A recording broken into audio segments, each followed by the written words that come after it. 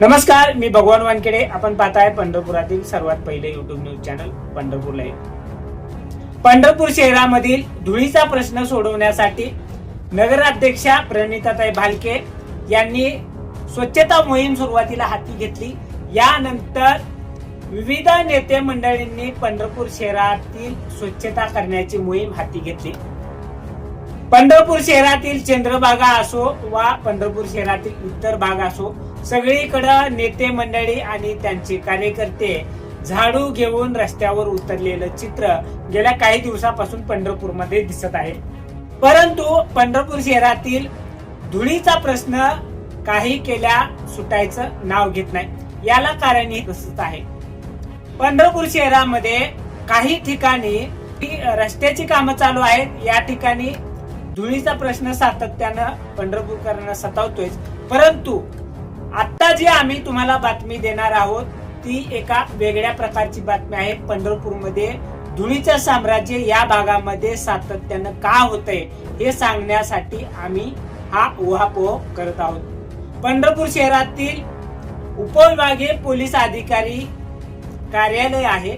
या कार्यालयाच्या शेजारी जो रेल्वेचा ब्रिज आहे, या रेल्वेच्या ब्रिज खाली सिमेंटचे अक्षरशः थर रचलेले आढळून येत आहेत.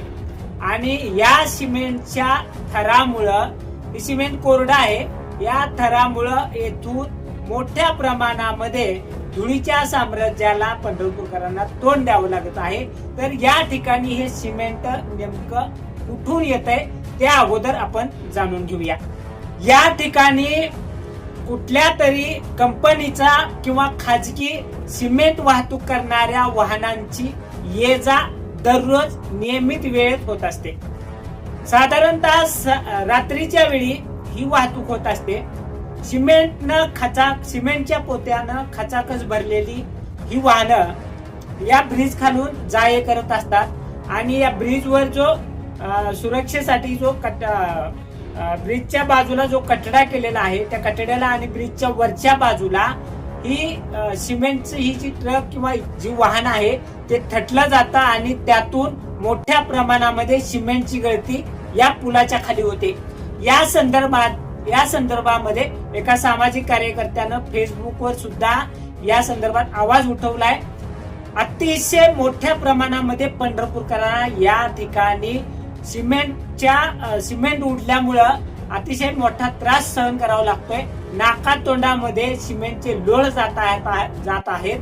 पंढरपूरकरांना या ठिकाणी खूप मोठ्या त्रासाला सामोरं जावं लागतंय. यावर उपाय काय? तर यावर उपाय हाच आहे की जे कुठले सिमेंटची वाहनं भरून या ब्रिजच्या खालून जात आहेत, ही कुणाची वाहनं आहेत आणि ही जी ओव्हरलोड करून जात आहेत, त्यामुळं ती सिमेंट जी खाली पडत आहे याला रोखण्यासाठी आता पंढरपूर नगर परिषदेनं आणि संबंधित विभागानं तातडीनं पावलं उचलणं गरजेचं आहे. संबंधित जी वाहतूक करणारे आहेत त्यांच्यावर योग्य ती कारवाई होणं सुद्धा गरजेचं आहे. आणि सद्यस्थितीमध्ये मात्र या ठिकाणी पंढरपूरकरांना धुळीच्या मोठ्या त्रासाला सामोरं जावं लागतं आहे.